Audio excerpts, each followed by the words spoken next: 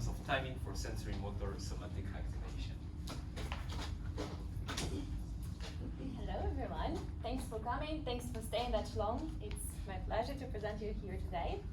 So we are going to talk, we're going to talk language again. It's not going to be syntax anymore, it's going to be semantics, and particularly we're presenting a behavioral study that we created with my wonderful collaborator Alex Miklaszewski, who is here too. So if you have any questions, we will be here after the talk too. So why don't we start with a take-home message now? We argue here that the timing is a key component for the activation of sensorimotor semantics. I will tell you why in a moment, but let's just start with basics so that we make sure that we are all on the same page.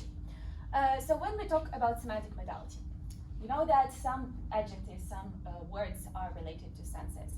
So for example, the word loud would denote a property that can be perceived by hearing. So we say that semantic modality of the word loud would be auditory.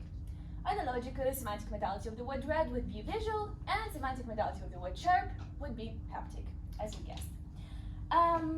It turns out that when we present two words of different modalities, one after another, like for example, loud and then red, that a modality switch effect appears as a result of a reallocation of attention from different perceptual areas that are involved in language processing.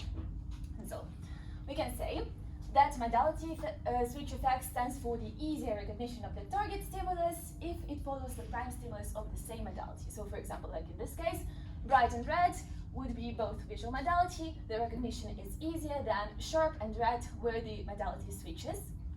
Right. So this effect is quite robust. It was proved by several studies. Most of them use property verification task, which is quite deep by its nature. So let's say if you are a participant, you are presented with a phrase on a screen, apple can be red or apple is red in different variations, and you are asked to say whether it's true or false, so whether the property is true of a concept. Which means that you kind of have to imagine an apple and look at the properties that it can have and basically verify afterwards whether red is a property of apple. Compared to that, lexical decision task, we can say it's quite shallow task. It doesn't require that much of a semantic access. You are presented with a word, you have to say whether it's a word or a non-word. So we did discrimination. So in our previous study, we found modality switch effect in lexical decision task, which was great, interesting. And we looked at the results and we realized that there are some indications of the role of timing in our previous study. And so we decided, why don't we do a follow-up analysis that would concentrate on temporal basis of semantic modality perception. And that's what we did. We asked ourselves, how does timing modulate the processing of semantic modality? Before we start to answer that question, let's look at the stimuli and look at the method of the experiments that we did. So we created two experiments. They were basically replication one of the other in two different languages, in Russian and in German. We basically created a list of three perceptual modalities of visual, haptic, and auditory, and we combined them in different manners in order to generate 270 pseudo-random stimuli pairs. And we're basically testing, it was lexical decision, so we were testing whether pairs with the same modality, where there was no modality switch, how they behaved in comparison to modality switch condition, like in case of bright red, no switch, sharp red, a switch. Let's imagine. Now, you are our participant, you come to our lab. No, you didn't come because it was an online experiment. You look at the screen and you see a cross. It brings your attention to the center of the screen. In 200 milliseconds, two stimuli appear on the both sides of the cross. That's gonna be, two sentences related to sentences, but you don't know that. You are asked to basically do a lexical decision. If both stimuli are words, you press one button. If one of them is a non-word, at least one of them, they press another button. Easy inter-trial interval set for 400 milliseconds, and their procedure repeats again. So at a group level, we found a main effect of the semantic modality in both experiments. And if I develop more on that, we found that the visual modality is usually processed faster than haptic and auditory, whereas combination of auditory modality was the slowest for both experiments. With other, exactly. Every combination with auditory modality led to the slowest reaction times. So now we're again wondering the thing that you already saw. How does timing modulate the processing of semantic modality? After all, how does it? We decided to do the follow-up analysis, and in two different manners. We divided our responses into early versus late responses. And in the second part, we divided our participants into fast and slow participants. Let's start with early versus late responses.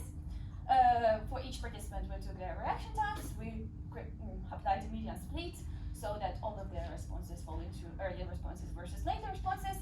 And now we can finally look at the results. Looks a bit overwhelming. I'll guide you through.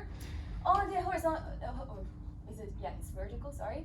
On the vertical axis, you can see reaction time in milliseconds. On the horizontal, there is a semantic modality of the first word. First word, it means a top word.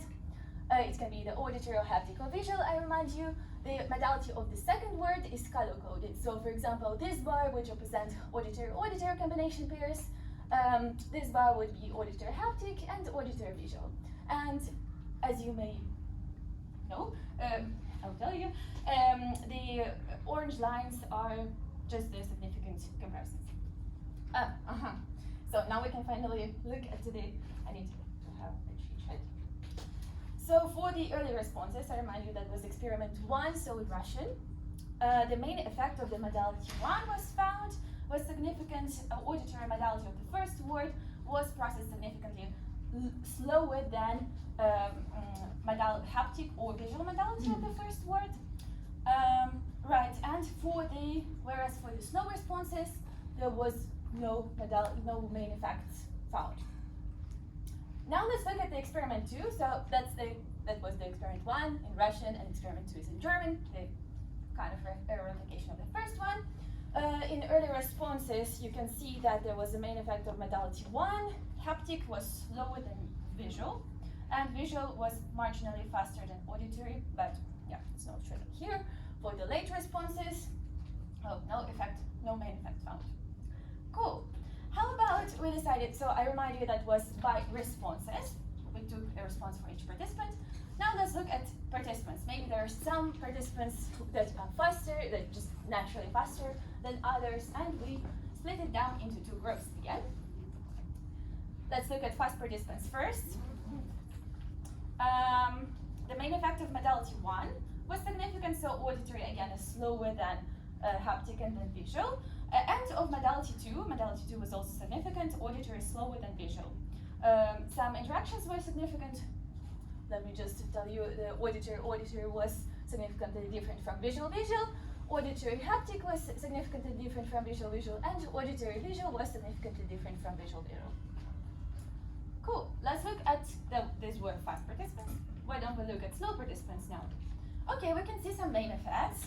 It turns out, I can tell you, that was the main effect of the modality 1. So auditory is significantly slower than haptic and visual. But so what we can see here on this page, we can see the significant interactions for fast participants, whereas only main effects for slow participants. That was in experiment 1. How about experiment 2? Same data in other language. Fast participants, also modality 2 was significant, and some interactions. How about slow participants? Well, main effect of modality 2, but no interactions. What can we say? Activation of semantic modality was more pronounced in earlier than in the later responses, and in faster than in slower participants. The result was observed in 2 identically designed experiments, and then in Russian and in German, and that supposes that the timing might be a crucial component for the sensorimotor activation of semantic modality. Thank you. If you have any questions, don't hesitate.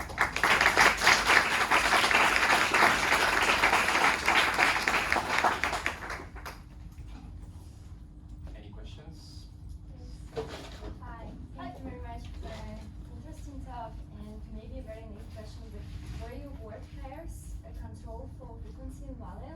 Totally. They were controlled for frequency and length. Yeah. That's it. Yeah. Okay, because also, and not for balance, I mean, they were more or less of the same, like if you like propose the word pairs that are like red and white, or I don't know, like I can't imagine right now, but basically if one of your words is, for example, more negatively balanced and one more word is more positively balanced, that can kind of interfere with the results, I think. Oh, maybe.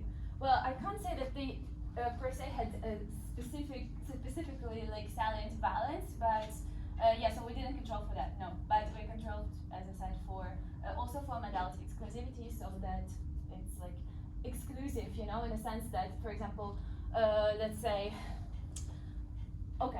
tasty could be something that you can smell and something that you can taste. Okay. But so those we excluded, and that's also the reason why we excluded the other two modalities. So basically, yeah. Cool.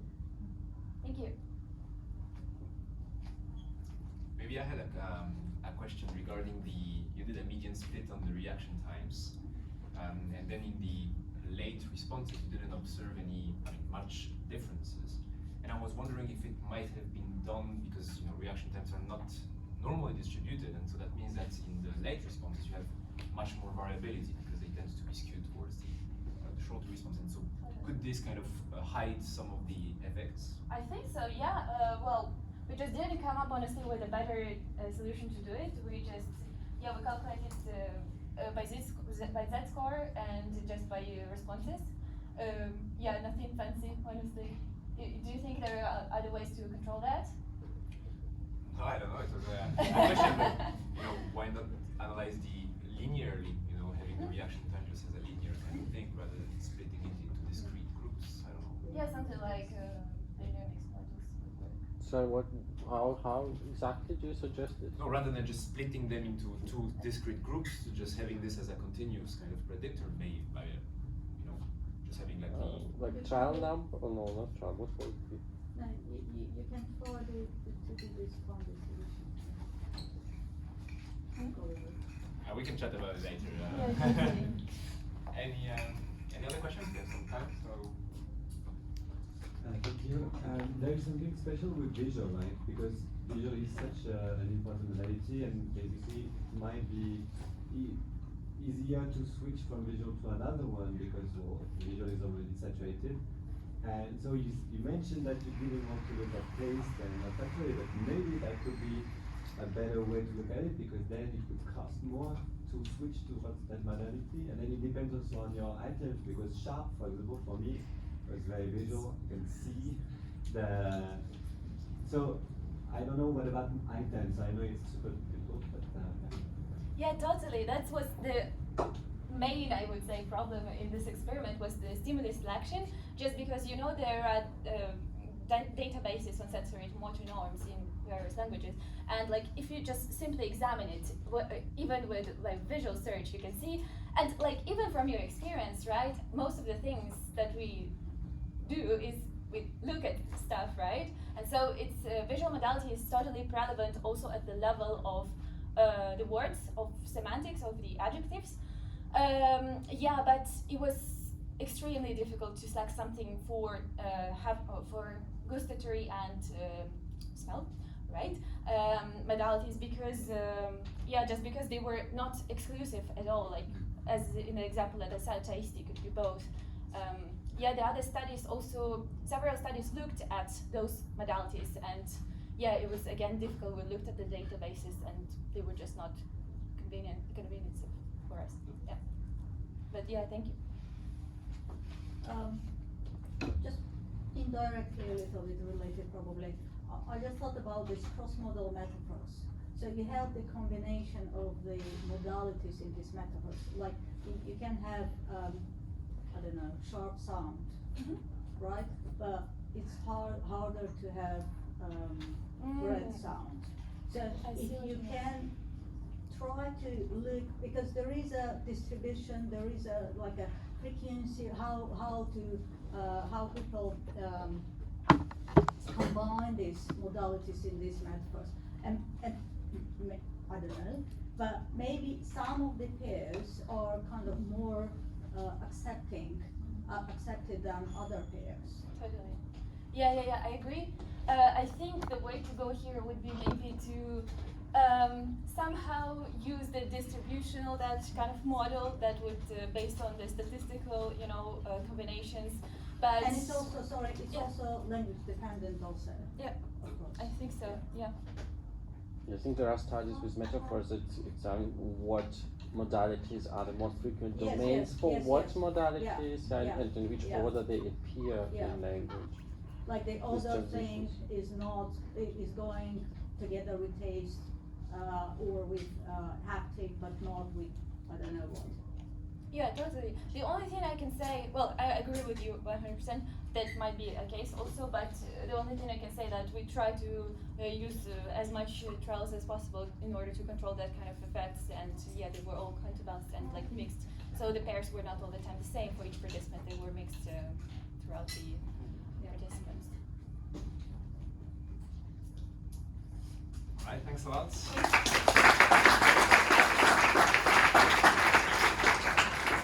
Finally, we will listen to Mara Stockner from La Sapienza University.